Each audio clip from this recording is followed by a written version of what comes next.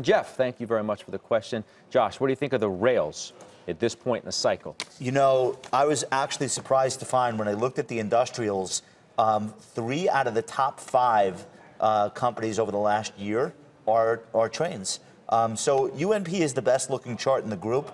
I can't say I like Kansas City or Kansas Southern or Norfolk as much technically. So if I were to play in that space, it would be UNP. But yeah, the rails look phenomenal versus the rest of the transports. Okay, Shannon, have one for you from CASSIUS in Honolulu. Thanks for the question.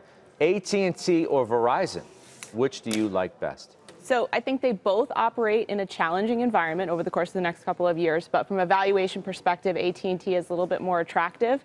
We think over the next few years, I think that it's going to be critical for them to be able to monetize their relationship with Time Warner. Okay. Jose in Las Vegas, Joe, for you. Yep. DPZ, Domino's, down 9 of 11 days, showing a head and shoulder pattern.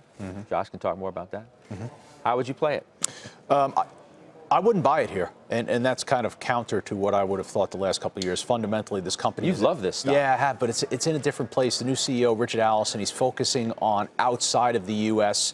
Same-store sales came in at 5.7, which was light against consensus. That's the first time Domino's has missed in a long time. So 3/4 of the new stores are opening up outside of the U.S., and I think before Domino's can kind of regain that growth momentum, again, you're going to have to allow for some time.